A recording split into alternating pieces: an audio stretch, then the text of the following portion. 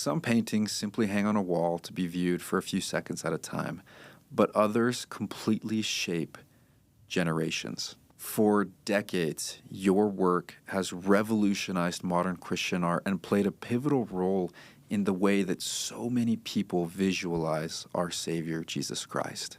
There is no doubt in my mind that God and the Spirit is divinely interwoven into the bristles of your brush as you create these masterpieces. And I'm so excited to dive into the process and your inspiration behind these incredible works of art. So without further ado, Del, welcome to the studio. I'm thrilled to be here. I am so excited you're here, Del, and I know so many people are going to be inspired by this conversation. So let's rewind. Let's start at the beginning. What inspired you to create images of Jesus Christ? What got you into art in the first place? My dad taught at Ricks College, now BYU, Idaho, and he was an art professor. So I think growing up, we had just this art ingrained in our family. We were always going to art shows. But I just remember just wonderful, wonderful experiences. I just have such fond memories of my dad out there painting and his enthusiasm for beauty. Do you remember that moment when you started to fall in love with art and just started thinking, wow, this is magical? First art class, my dad said, why don't you take a class? And it was called life drawing. That's where you're drawing a person. And I go, I don't know if I want to, I thought that was just scary to me, the idea of drawing. And I remember going into that class, and there's a person there. I just started drawing, and it was kind of a real magical experience. You see something there on the paper, and you created something. And it looked a little bit like the person that's sitting there, which you just go, wow. But it was such a wonderful experience, and it still is. That creative process, especially when you're around other people doing that, and it's just so rewarding, and it's kind of, I don't even know other than the word magical. It's just fascinating, and the creative process is just great. How did you decide that it was time to be a full-time artist? Because this is a really pivotal moment in your life, and I feel like art can be an intimidating career. So how did you decide now is the time to dedicate my life to the arts? I'm a member of the Church of Jesus Christ of Latter-day Saints, and I just felt like I wanted some help from God, and I'd heard about a patriarchal blessing, and that is a wonderful, tender mercy of our church and religion. And I went to a patriarch, and he put his hands on my head, and I was given a blessing that has been my roadmap ever since. And it just basically said that the career I'd chosen would be a joy to in my life, that I would influence many lives for good, and that I'd teach the ways of the Lord to many. And so I decided that I'm going to be, I think that was just the assurance from God telling me that it's going to be okay, and go ahead. And so I went back and asked that girl to marry me, and we went off to, then I went on and continued my education, but that was my path. And that right there, by sharing that, that's very sacred to me. But I want to acknowledge God in this, because I felt like if God said this, that it was going to be okay. Didn't mean it was going to be easy, because it certainly was not. At this point in your career, you were painting Westerns, you started painting for the Ensign, but was there a pivotal moment when you decided, okay, I'm going to go all in on Christian art? My wife and daughter were killed in a car accident. I am so sorry to hear that. Devastating. But I felt like God helped me through that. I felt the love of God. I just really felt the love of God. I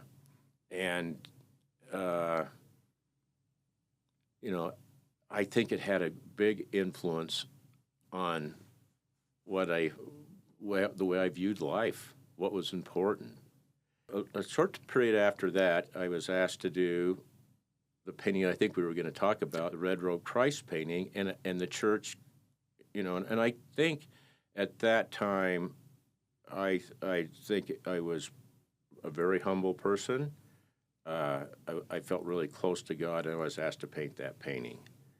And I was actually asked to do 3 paintings: the Red Robe Christ, a painting of Christ washing Peter's feet with the apostles around, and also Christ knocking at the door.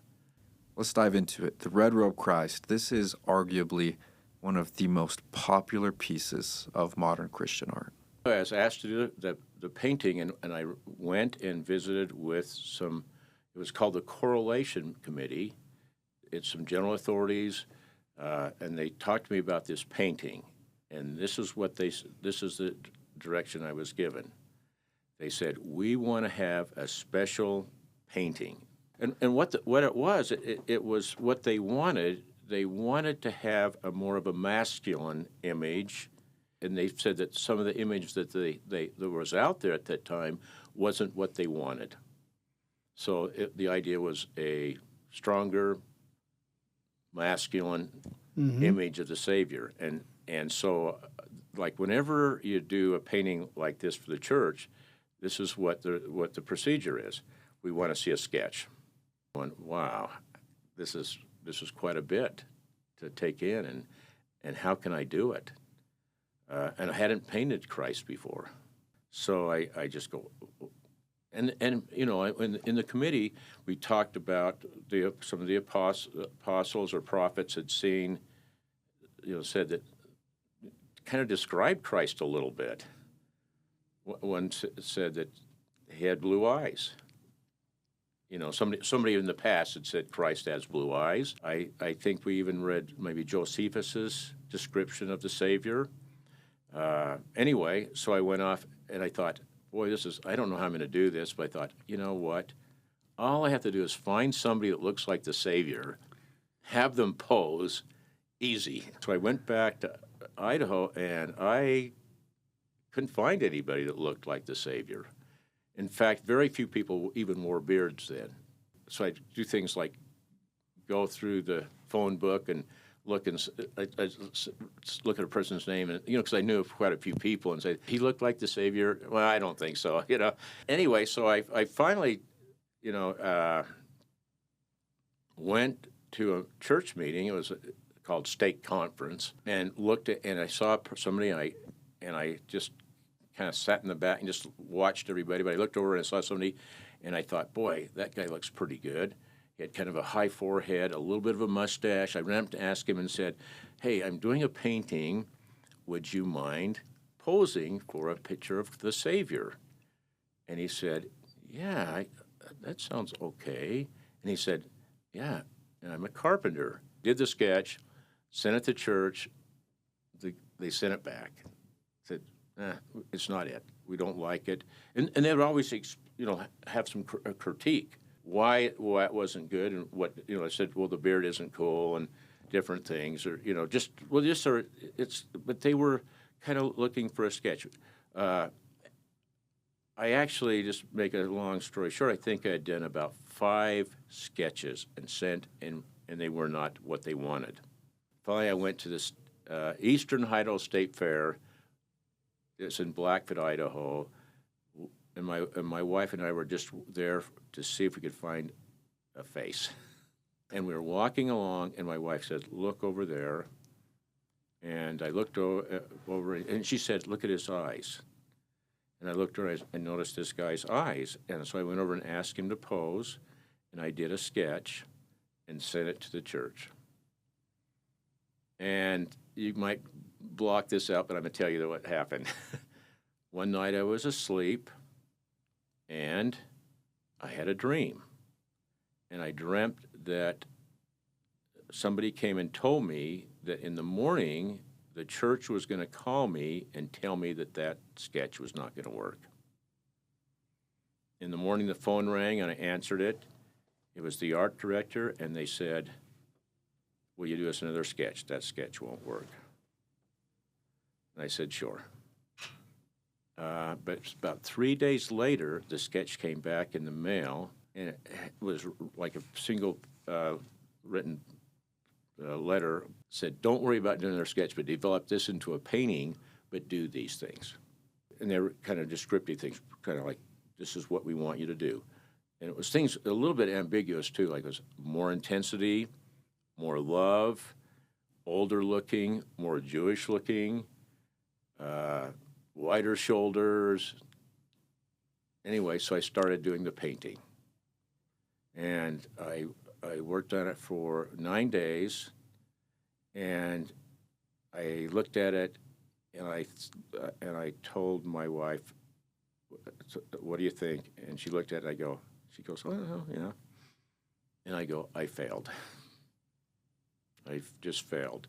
And we had a wood-burning stove. I was going to toss it into the wood-burning stove. And my wife said, they haven't even looked at it. Why would you do that? I was trying as hard as I could, and I honestly would pray as hard as I could. I would just work as hard as I could on it. And, I think it's difficult because you're painting deity, just greatest person that ever lived, and you're trying to get it to look decent. And we sent it to church, and then they sent it back and said, we'd like to do a couple things. The robe, its neckline was a little bit lower, and he said, for modesty, raise it up a little bit. So I raised it up a little bit. And one of the eyes, they said, we'd like you to move it out, move the eyes so they're a little bit wider. I moved the eyes out a little bit wider and sent it back. And then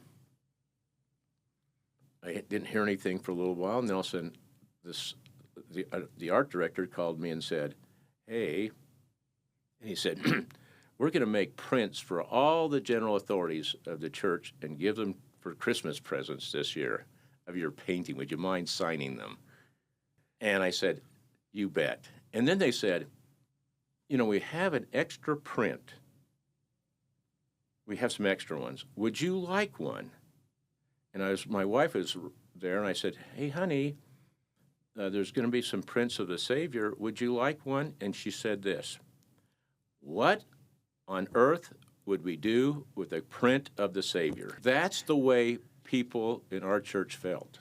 Such an incredible story for such an incredible painting. This really is the beginning of modern Christian art. It's the birth of what we do here today. The church, though, I think with that print, encouraged people to have a painting hanging on their wall and a painting of the Savior. Talk to me a little bit about probably your second most popular piece, Perfect Love. Actually, this painting is probably my sixth or more attempt at Christ with children. I've done it before, but sometimes they weren't quite exactly what I wanted. I think I really thought this one through. I think the number one thing I wanted to do was he loves us, and he's accessible. Sometimes things just happen too, but I'm just thrilled that he's smiling. That one little girl feels so much at ease with him. But I also kind of like the other little girl said, I kind of want to, I don't know, maybe a little bit back a little bit, not quite so into it. But, I think a couple things that maybe somebody might not know about a painting. When I was doing this painting, I was thinking of a circular. Okay, yes. Walk me through the composition of this piece because it is so perfectly done. Start right down here, instead of just maybe pulling that up there. There's kind of this circular composition. You come up here, and then I would get about right here, and then how do you get from here to here? So I just put some maybe light, and then back here, this line here. So just a circular, your eye just keeps moving around. Like even where, this is probably like underneath the painting, I was thinking of what's called the golden mean. The golden mean is the eye, like the Greeks said, this is the most perfect ratio. So I actually got on this painting, I got my calculator out, got my yardstick, and decided exactly where the golden means were in this painting. One golden mean is right there, and the other one, of course, is right there. The golden mean, and I don't know for sure. I think that's just kind of the foundation. Sometimes when you're doing something, you kind of figure that out just so the design feels good. And then the other thing, when I was thinking of the colors on this painting, I have never seen a sky like this. Yeah, I mean, this piece really is the birth of that beige, golden brown era of modern Christian art. And you look at a lot of the popular pieces today, especially in the modern home decor market, they're all pulling inspiration from these colors that you really pioneered with this piece. And the reason I kind of chose that color is that's what says spirituality or love to me. That color is kind of this golden color. So I kind of chose the colors were how could I say love? The reason I call it perfect love because I tried to make it perfect. Sometimes I look at it right now and I'm going, well, what about there? Just a little, but I try to make it as perfect. I think I worked on this painting 3 months. And what it took, I just wanted to be so careful with every single little part in it. Just thinking it through, trying to, put it together the best you could. When I got done, I felt very good about it. Most paintings, sometimes I don't feel so good about it, but I felt good about that. I just go, I succeeded. And right now I'm almost thinking it's about time I want to do another one like that. I mean, I think it is time that you do another one of these. It's become one of the most iconic pieces ever. Another piece that I really want to talk about is The Lost Lamb. This is a story in Christianity that I think resonates with so many people because so many of us find ourselves lost unintentionally and needing the Savior to come save us. So talk to me a little bit about The Lost Lamb. I think I wanted to do a Lost Lamb, and maybe, and to be honest with you, probably somebody asked me to paint, said I'd really like a painting of the Lost Lamb, and so I thought, well, let's do it. I didn't, for that Lost Lamb, if you told me paint a lamb, I couldn't do it unless I could see a lamb. So I needed to have somebody hold a lamb or do something with a lamb. I just don't know what a lamb looks like. So I knew a farmer, and so I asked, could I borrow one of your lambs? And so he said he would.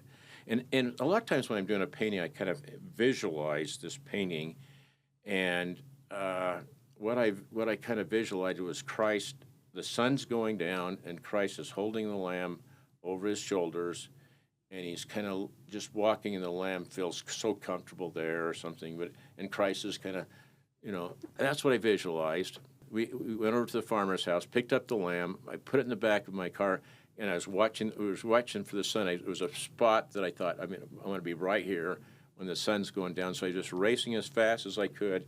I put the lamb in the back. And as I'm going around corners and stuff, the lamb's bouncing back.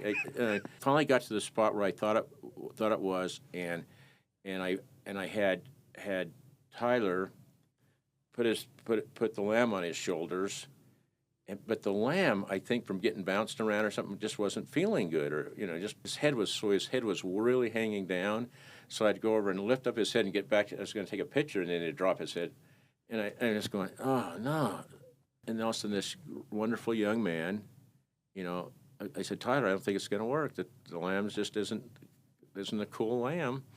Anyway, he took the lamb off his shoulder and just sat there and is holding that lamb. I mean, just another perfect example of God and his hand being interwoven into your work. And I think, for me, again, I tried my hardest to make that painting, as good as you could make it. I remember working on the hands forever. Just want to make just that, because I thought that the hands were almost everything. The lamb, the hands. Talk to me a little bit about He is Risen. I think for anybody who looks at that piece, it just touches their soul in a way that you just can't describe. The Spirit speaks to them through this work of art. So I'd love to hear more about this painting. Actually, that was a commissioned painting. Somebody had just been to the Holy Land and went to the Garden Tomb, and they said, "We'd love to have you paint. Would you paint a painting for me of coming out of the tomb?" And I said, "Sure, I'd like to." And they said, "Hey, can I talk to you?" And I said, "Sure." And I said, "Well, I live in Cedar City." He lived in Las Vegas, and he said, "Well, I'll come and talk to you." A half hour later, he's knocking on my door. I go, "What's going on?" And what he said was, and it was probably a little bit what he said. He says, "I went to the Holy Land, I stepped out of that tomb, and I just felt this wonderful feeling. Could you create it for me?" So it was actually his idea. It wasn't mine. And I remember he brought his friend, and so in my living room I had him stepping out of our fireplace,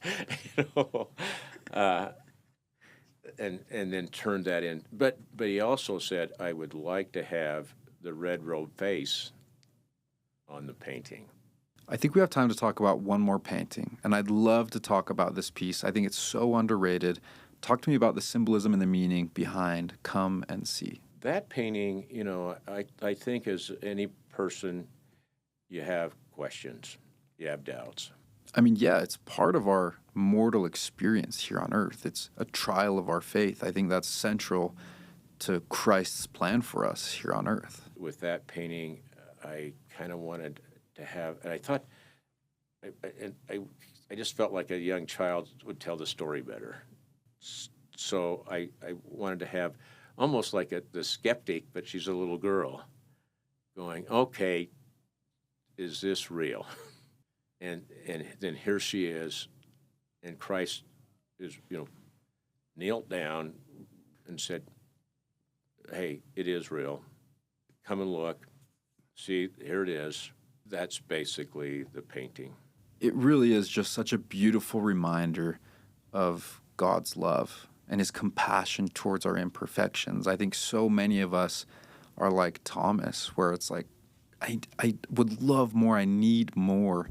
And the moment when we're going to see Jesus Christ and be able to touch those marks in his hands, it like nearly brings me to tears every time I think about. Like, I love the Savior so much, and this depiction is so powerful because it shows what it's going to be like for us. And for those of us who are doubting, it's a perfect reminder that, maybe that moment hasn't come yet, but it doesn't mean that it won't. Dal, I just want to thank you so much for coming into the studio and for dedicating your life to something that has so heavily influenced mine and the millions of other people that have seen your work. It has brought people closer to Christ. It has helped them see Christ in a way that they wouldn't have before. And I think that's what's so beautiful about art is when we think about our Savior, Jesus Christ, it's people like you that have an influence on the way that we see him, on the way that we feel him. So thank you for all that you do. Thank you for coming to the studio. It has been an absolute pleasure to have you here. Thank you very much.